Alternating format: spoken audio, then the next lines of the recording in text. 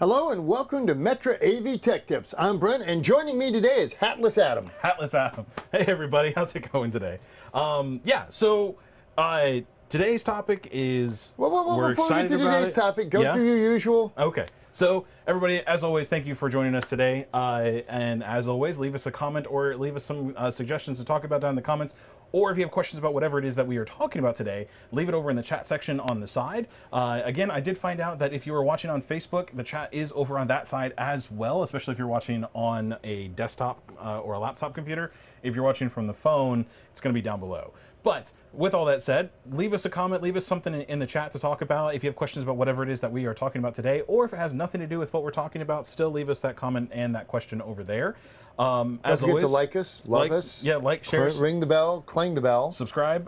We are well on our way to 2,500 subscribers. We're headed that way. We're not there yet. We're on our way. Wow, you're just teasing me now. I know, but we're on our way. So share these videos out to all of your friends, all of your colleagues. Let them know what we do here. And what we do here, of course, is trying to get good information about processes like what we're going to talk about today out to you. I thought we were here to entertain. Well, that too. Sure. Yeah, part of it anyway. So, as always, everybody, thank you for joining us today. And with that, Brent, what are we talking about today? Well, it's my understanding, because every Wednesday I show up at the office, Adam. What are we talking about today? Adam says we're talking about fiber. And it's not that I haven't told you what we're talking about. I just don't remember it's just Wednesday, right? It's just Wednesday. Yeah. So we're talking about fiber today, and what we're really talking about is terminating fiber today. Yes. Because sales are growing, people are buying the kits, they're doing this, and they all call you because I'm going to say, oh yeah, you want to terminate fiber? Oh, it's easy. Adam. So it is actually really easy to do, and one of the things that I wanted to show you, not necessarily just how easy it is, but I want to show you up close what it looks like when you terminate fiber. So we've actually got... Or at least what it should look like. In theory anyways. Now what we have here, and I'm going to pick this up rather gently because it's already been zoomed in and focused and everything for just the right spot, so hopefully when I set it down I'm not going to throw it off. But what we have here is basically just a USB webcam that's set up in a microscope formation, so we can actually zoom in really close. Now, I don't remember exactly what the formula is or how deeply it can zoom in. But it is cool. But it is really cool. It is actually really, really cool. We actually got this to look at... Yeah, that was a good shooting text. You just flipped the whole thing over when you picked up your phone. Well. We actually got this to look at pixels on a TV. Yes, we did. Yeah.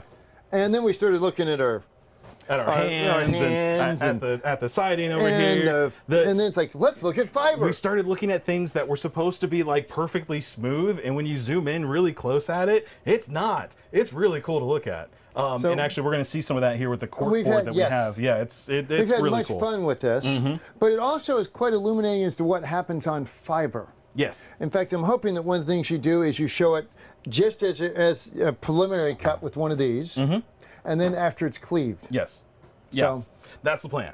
So now, before we get into that, next week, 2 weeks ago, we had Austin from Infinity Home Tech with us. We went over the blueprints a little bit.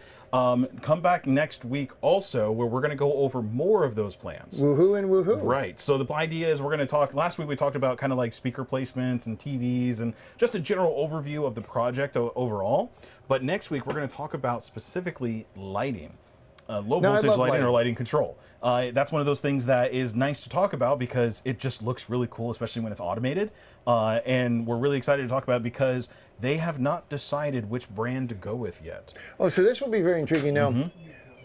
Guess what you did not put on the door today? I didn't put the sign on the door today. That's okay. So with that said, everybody, come back. That's all right. Come back next week also, where we're going to talk about that plan again, specifically where we're going to talk about lighting.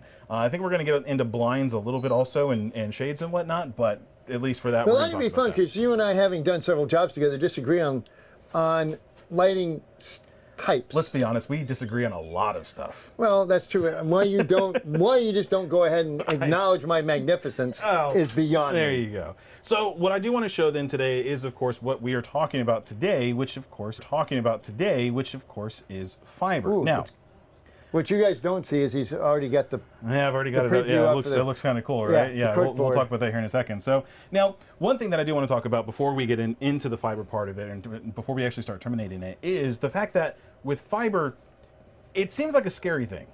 And for many dealers, for many integrators who have never done it before, It can be. Well, it's funny. I think the older integrators are more afraid of it than the younger ones. Yes. Because in the old day, fiber was scary because of the labor and the potential disaster involved. Yeah. Well, and in the old days, so to speak, what you had to do, of course, was you had to actually make sure that when you cut it just right. You couldn't use just a pair of scissors or a pair of the fiber scissors and stuff that come with it. And you had to polish it. You had to polish it. You had to line it up exactly perfectly. You had these massive, expensive machines that actually would do it for you.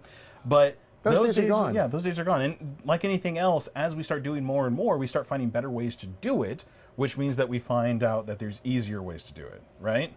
So get this out of your way. I appreciate that. So let's first look at this little microscope, because this thing is just, it's fun. It really is. So I'm gonna, thank you. We are on camera 3. There we go. Okay, so what you see on your screens is literally just the webcam software on the Windows operating system. You can see that there. But what we have this is this is that little microscope. Now, what you're looking at is the cork board that we are working off of. Now, can you give a quick shot to the overhead? Yeah, I can do that. Let's see. We'll go over here to the. I don't know where this is on this one. We'll go here. Dun, dun, dun, dun, dun, like that. So that's this is the cork board. And as you can see, it's a fairly tightly grained cork board. Yeah. Until you actually get in and look at it at this level. Now, just to give you an idea also, let's do this here. So this piece here, this is our blue fiber guide. This kind of gives you the different dimensions and stuff to measure using the cleaver. For when you're using the cleaver. Now, if we do this here and give us a top-down shot, I'm going to bring this in as close as I possibly can for you to see that. And I don't know if you can see that or not, but there's numbers along that length of that there. So just to give you an aspect, you can see my hand holding this. Just to give you an idea of what that looks like, we'll switch it back over here to this. Now you're going to have to unfocus. And let's see, if we zoom in. Wow. Let's see. On the right, there you go. Focus. Whoop, too far. There you go. So you can see there just how much of magnification you can get with this. And in fact, I think if I go here, I can actually go the other direction. So we've actually zoomed in to the next magnification of it. Which is down into the crevices inside those numbers. Right. And it's not quite coming into focus with that, but man, this thing is fun. And in fact, I think we used this on another episode at one time as we were trying to utilize it for other purposes. So, but for this time around, what we're going to do is we're just going to focus. Not major magnification, just magnification. No. So there's that there. So we're back out to the full size of it. We'll go the hash marks. Here's the 20. So there's that. So that's just to kind of give you an idea. And look at that. We can even see that there's actually some gunk and stuff in there. So this is what we're working with today. We're really excited about it. There you go. We're back out to that. Okay. So let's take a look and see what this looks like. So I'm actually going to go over here and I'm going to do. Well, let's start with the raw cut. We're going to do that there. Okay. So you're going to need to I'm going to have to refocus. refocus it. You know what that looks like? Hash brown potatoes. Breakfast, but you know. Yeah. Let's get that in there. And you can so tell. let's start with the blue side. Let's You start, with the blue? Let's start with with the very beginning. Okay, so this is actually the outer. We're going to go to the outer then. This is the outer portion of it. This Let's is go the through jacket. the entire stripping process. Yep. So what you don't see in here, of course, is the actual piece. Let me go ahead and snip off a little bit here. A little bit more. Because apparently I cut into it pretty deep. So what you're going to see here, there you go. So you see the fiber, you see... That almost looks like something you would see in like a biology textbook. The inside of a vein, an artery. Right? So what you're going to see in there, of course, you have the outer shell, that's the blue that you see on there. You have the Kevlar, that's the yellow fibers that you see. Then, of course, you see the white, that's the outer shell of the fiber itself at that level there. So from here, what we want to do is we want to go ahead and strip back and cut the rest of it back. Now, I've already done that. This is that. So after 8 hours of cooking, we're ready to take the pie out of the oven. Exactly. Yeah, this is now we've done that part of it. So now we strip everything back, and now we're left with just the white outer shell. Now, of course, depending on the fiber that you're using, it could be white or it could be, yeah, exactly. So again, more expensive microscopes are going to be a little bit easier to manipulate and operate and keep everything kind of in place. But this one was, I think, all of like $25 to $35 it was in that on range, Amazon yes. for Because remember, we bought a spare. Yes, and I don't know where the spare is either. Did you take it home? No. Let's see if I can brighten this up here just a little bit. I think that over saturates it with the white. So what you can see there, though, is the cut from just the regular Kevlar scissors that we use to just snip this open and snip it off of the and it's bulk still wire. a little jagged. Now, Yeah. let me ask you a question. Tilt that back just a second. Tilt the microphone, the microscope back. Yeah, let's try to look at that. Yeah, good luck.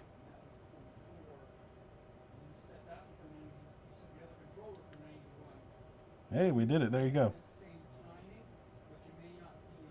So, and it's still a little rough. Mm-hmm. And there's still, you can see the black schmutz in there too. Now, the better option for this is actually when we go ahead and start stripping this back. So what I'm going to do is I'm going to give us a top down so you can see what I'm working on next. So we've got the fiber and everything here. And what we're going to do is we're going to take our strippers. Now, we've already used the most outer opening of the strippers to strip back the outer protective layer of this. So now we're going to use the middle one to take out this middle layer. And did you use the scissors to cut the Kevlar? I did, yes. So we're going to strip that back. Now, what should have happened, make sure I'm okay. What should have happened now is we are left with the fiber, and that's going to be really, really hard to see. Let's see if you can see it with my hand underneath of it. Nope. You can kind of see it there when I'm moving it. You can catch little glimpses of it. It's a little piece of like monofilament fishing line. Tiny. So let's go ahead and switch it back over here to the magnifying glass, or the microscope. We'll go ahead and do this here and see what this looks like as we bring it in. Boy, this is, there you go. And we're going to have to refocus it here just a little bit. And actually, Brent, if you'll put your finger right there. Hold on a second, right there. Nope. That's it moves. exactly. Hold on, hold on.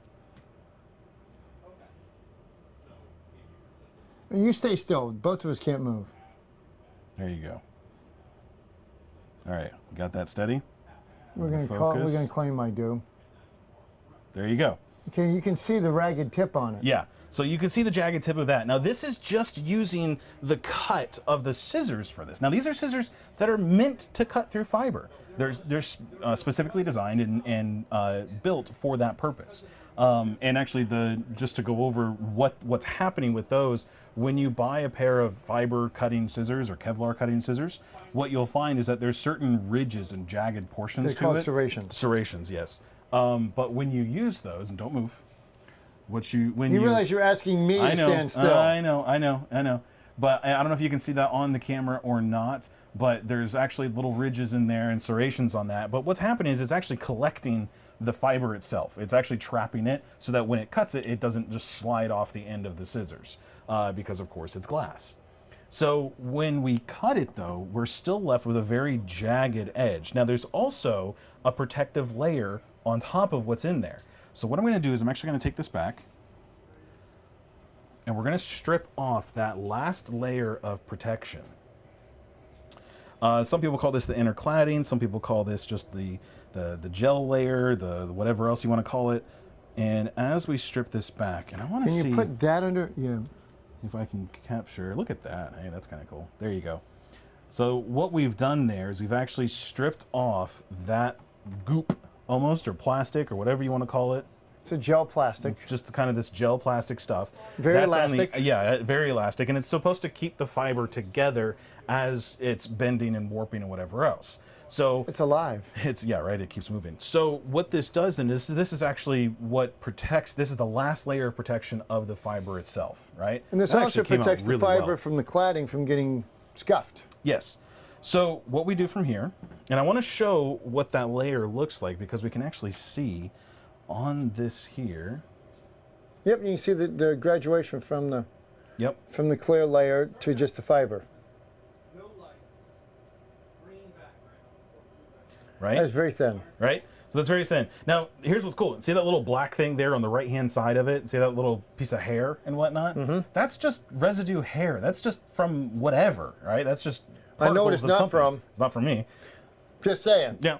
So But you can see that even on that layer, there's a bunch of gunk and goop and just leftover remnants of something.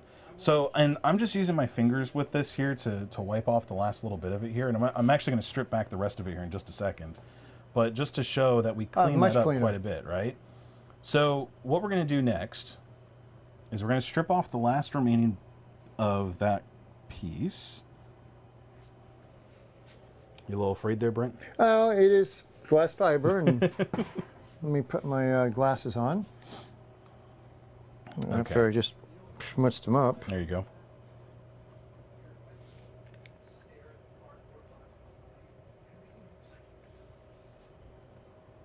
There. So you can see there as it zooms in, this is the very tip of that fiber that we've actually cut. Let's see if I can get this to stay still. You know, the spastic old man did a better job of that. Yes. There you go. So there's the edge of that. Now, here's the thing. That's actually still pretty jagged. See the edge of it there? I'm going to try to roll it just a little bit. So that's actually still pretty jagged with that. So we actually need to make it cleave straight across. That's what one of the problems is with fiber, is that if you don't cleave it, you actually wind up with a refraction happening as the light exits it. Yeah, it's uncontrolled. It's not actually leaving it. And that's the thing, because the light's not traveling straight down it, it's bouncing off the sides as it's traveling down it. Like a super ball and a handball court. Right.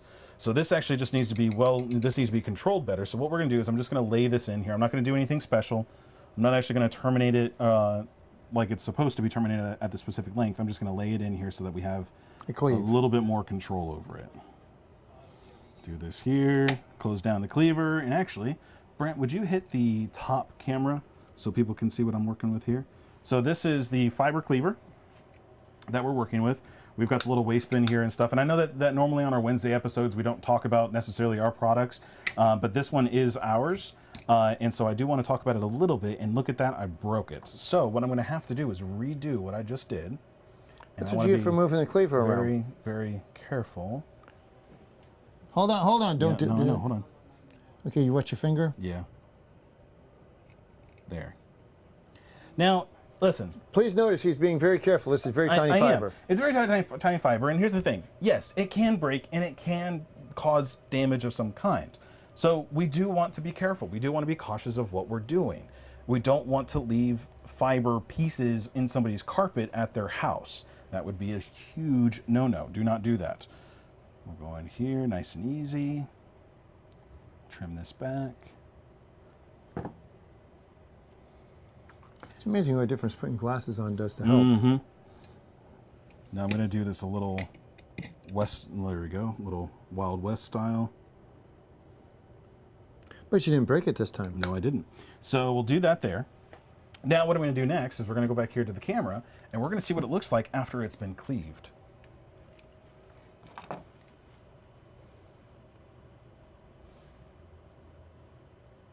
Oh, look at that. Now see, I didn't clean it correctly. There's still a little bit of schmutz and stuff on there for that, but look at the cut. If you'll see, it is straight across. It's perpendicular. That's what you're trying to accomplish when you cleave this. And that's what's so important, because if you don't get a nice cleave, if instead it's a jagged glass that's coming off of it, it's kind of like when you, we'll go back here to the main, it's kind of like when you are using, whoops, there we go. Were we PIP? If you are, PIP? Yeah, it was us and the little one and us and the big one. So let's say, for instance, you are using, I grew up in the Northeast, and so we had a bunch of hippies and stuff in the great up Northeast. I can say that because I'm from there. But well, I can't complain about the hippies in upstate New York. There's different. Well, here's the thing: you can complain about the hippies down here in South Florida or Central Florida, but not in they're not hippies. The ones they're rednecks. So, anyways, no. See, I can actually say that they were hippies because they actually went to Woodstock. Okay. So there is that. So, anyways. But they had no. This was the parents of a friend of mine in high school. So they had, I remember perfectly because they had those crystal chandelier things or whatever that would hang in the windows, and it would catch the light from the sun and it would refract it into the different rainbow colors or different shapes and stuff on the wall. That's what's happening when you have fiber that's not cleaved correctly. The light is going through that fracture at the end of it, or through those different dispersed. facets at the end, and it's dispersing in directions that it's not supposed to when it's doing that. When you have a cleaved section, you actually wind up with the light leaving it as it came in. Now, I'm going to ask a question that was not on our prep sheet for this. How often do you need to change the blades on your cleaver? So I have done probably maybe a few hundred, or to 200 to maybe not even that much on this cleaver here. Now, so far, I have not needed to change. No, because the cuts are still excellent. The cuts are still great. Now, But most people don't have this on their job site to look at their... this is true. Now, here's the thing. When it comes to cleaving, here's what's happening. You're not cutting it or shearing it. You're holding it in place. Like you would be with a pair of scissors, like those are cutting through Right, something. it's the rotary blade underneath that's actually doing the work. I was going to say, you want to see what that looks like? Yes, can we... So if we go here, Because it's not a sharpness blade, it's a rotary blade that runs up and breaks the fiber to give it a clean break. it's kind of hard to see there. Let me turn it this way, actually. So what you're seeing there, that line that goes across kind of the top section, what you're seeing there, that is the quote-unquote blade of what's happening. So yeah, it's not like a razor blade. Right. Now, see, what's happening is we're scoring that cut ever In so fact, slightly. Put that back on there a second. Let me So- move this a little bit here and see if we can't get, there we go. So this goes over from narrower to higher to score and snap the Snap fiber. it. That's right. So what's happening there is that as it's actually cut, and we can say cut, but it's cleaving it. It's the same way that a glass scoring works. So, for instance, if you ever watch the videos, there's those like how it's made videos Yes. about the people that do like the stained glass windows and whatnot. It's fascinating to watch them. But to get a better idea of what's happening here is if you watch those videos, they lay out the glass and they put their little design on the glass for where they want to cut it. They'll take their scoring device and they'll score it. They'll just run like a quick thing over it. And what's happening is they're creating, teeny tiny impacts and fissures on the glass. So then what happens from there is they'll put it over on the edge of a table or the edge of something else, and they'll just kind of just tap it, right? And what that tapping does is that breaks the glass. It's breaking it, but it's breaking it along that scour or score, whatever you want to call it, Well, it's just like for that position. pre-notching a tree before you cut the other side. Very to get it similar. to It just fall. it keeps all in Now, one what position. that means is you have to treat this thing very carefully. You do. As soon as you're done scoring, close it up and secure it, because if that wheel gets damaged, you're not going to make a clean score, and you can't replace the scoring wheel easily. Now, the cool thing about these wheels here is that the wheel itself can actually be rotated because it's the entire wheel. When you score this, the wheel doesn't rotate as you score it. It only rotates when you loosen it, turn it, and then tighten it back in. So you're you've giving got- it a new surface to work off of, is what's Okay. happening. Yeah. Is that in the instructions for it? I believe so. It should be anyways. Well, that's good to know. Yep, it's actually there on the side of it. So because the blade itself, as it actually moves in there, the blade doesn't spin. It's just moving back and forth From high on to that low. piece. Yeah, exactly. So Or then low at to that high. point, what you see also with this is you have, top. There we go. You have these rubber pads on either side of the scoring wheel.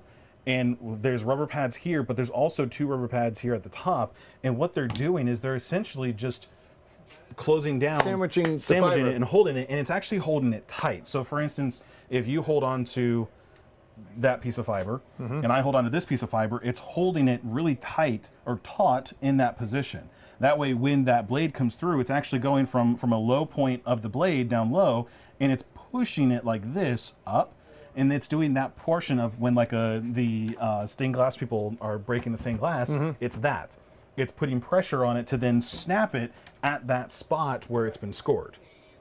So there's many, many, many uses out of that wheel. Yes, the So wheel it's not does the scoring, the breaking. It's not like a Cat all 5 at tool once. where you have to replace the blade. Right.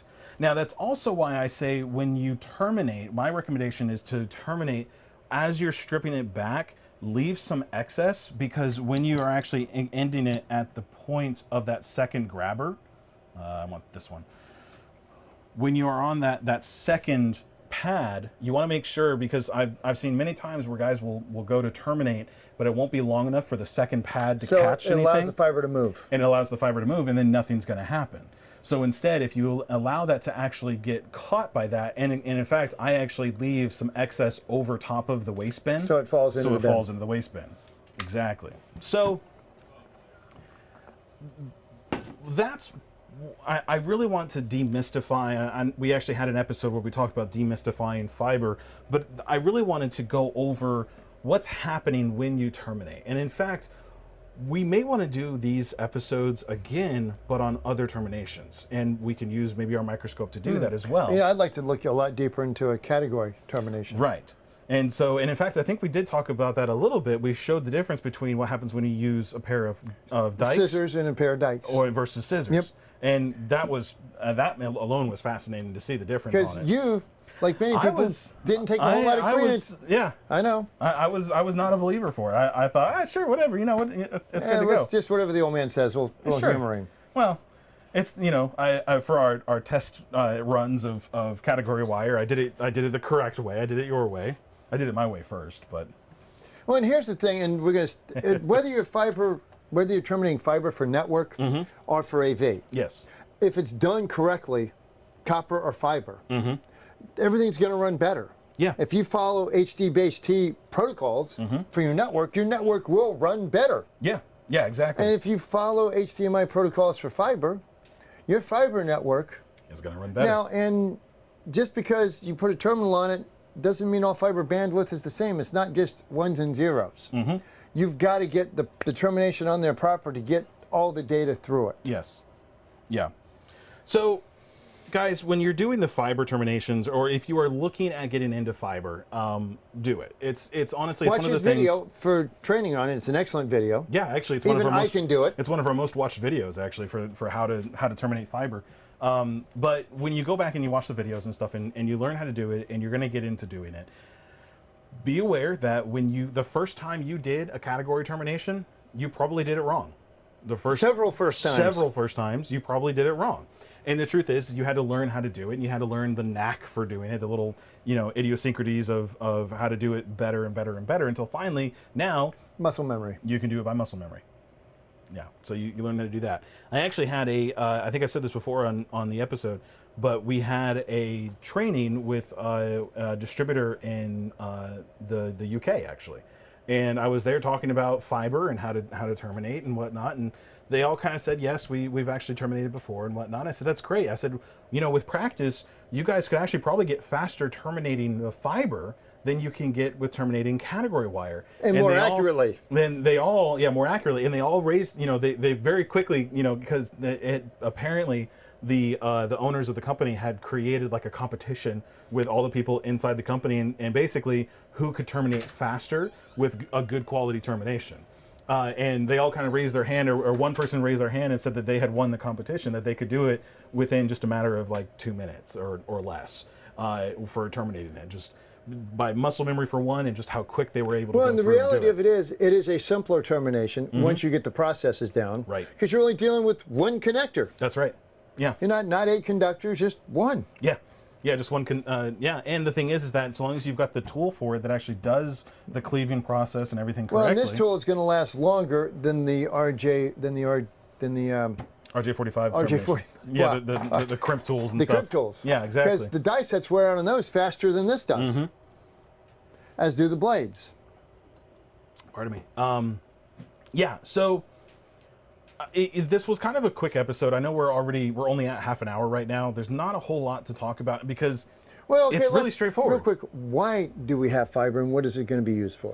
Well, for us, we have fiber because the industry there was a push for fiber from many of our dealers. Yeah, for bandwidth and for whatever else. And so we decided to get into it.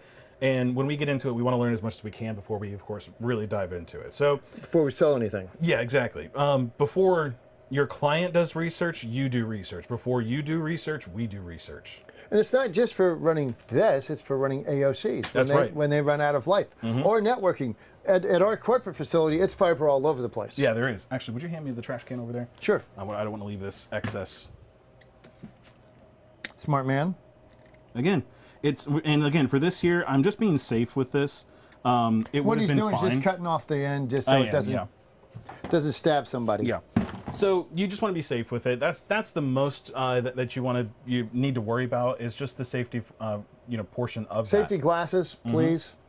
Yeah, safety glasses when you're doing it. Well, and I'm not wearing glasses like I'm supposed to, but when you're out in the field, you should use safety glasses when you're doing this.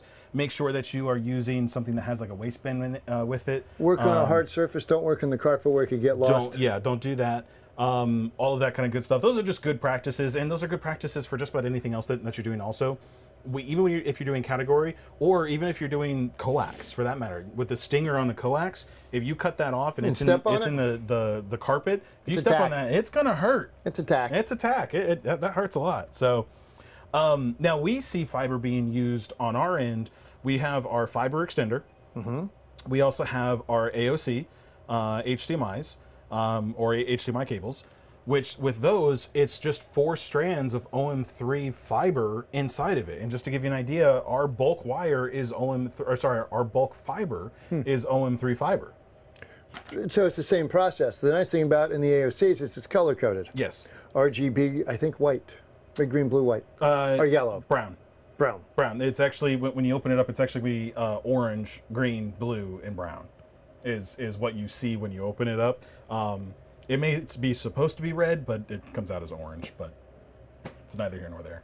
So now, in the video surveillance side, what's nice about fiber is particularly if you're doing a commercial application, you can run a fiber node to a far building and just put a network switch in there and plug the cameras into that. Well, it's like you were saying here, our facility here, we have multiple warehouses on this one campus.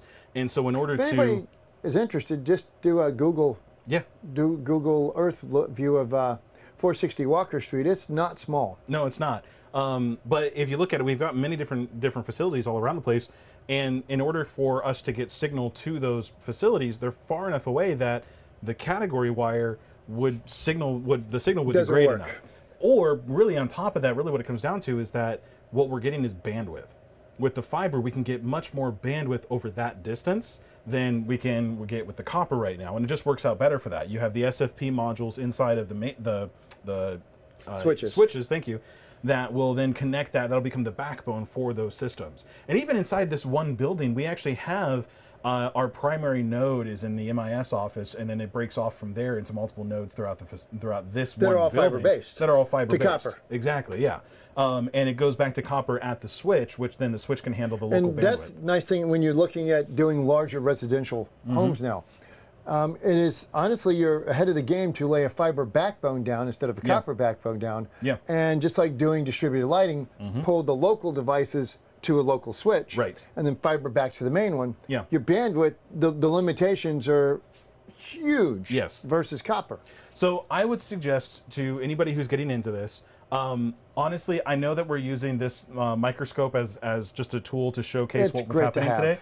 It can actually work out great because as your guys are practicing, as your installers are practicing, they can look at it as they're doing it and find out how well am I actually doing this? Am I actually doing a good job? And they can see what's actually happening and what it's supposed to look at the macro scale. And it's tremendous entertainment for $35. There is that too. I mean, obviously, how long, it was a good couple days that we were using it, just looking at our own hands and looking at different surfaces and stuff. Actually, we did an episode on pixels. And I believe we used that's what we did. That's when we got it. Yeah, that's right. Yeah, that was one of the reasons that we did. And then we compared different pixel structures in different brands of televisions. And even from different devices, too. Which was also quite...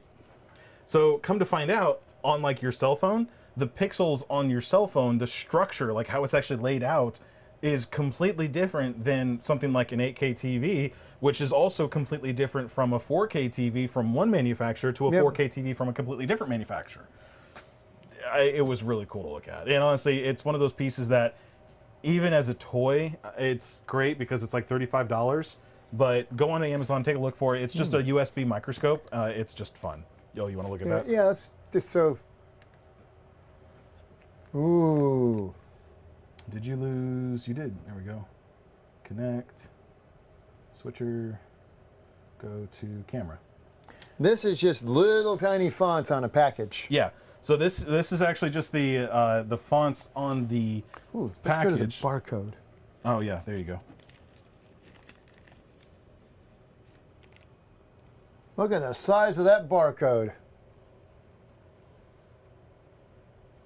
So this is Look just how the standard. shiny it yeah, is you can over see the the ink. Over the ink. Wow.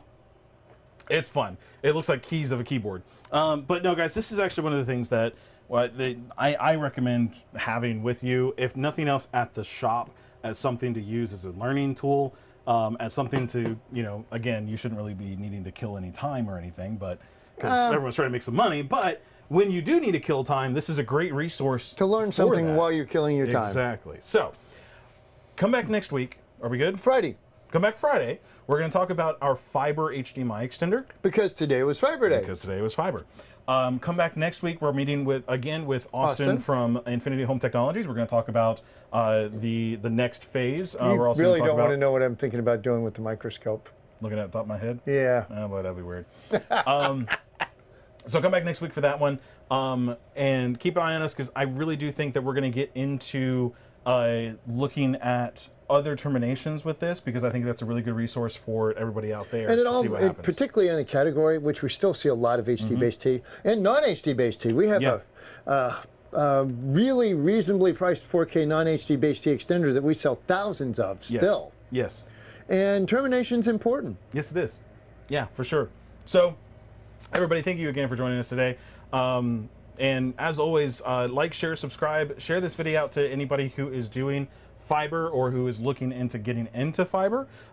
If you have any questions about where we got this stuff here, or where you can get more information about what we're doing today, give us a call. You can, of course, reach us at our phone numbers here. 386-202-6132 is my direct line.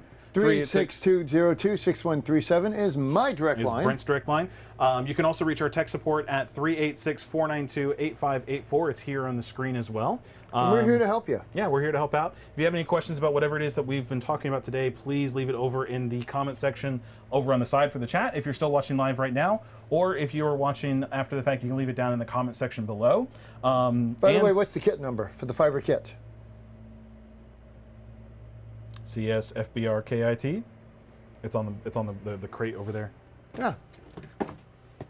Did I get it right? Hey, CSFBRKIT. There you go. The fiber kit is an excellent fiber kit, and it is very reasonably priced for what you're getting.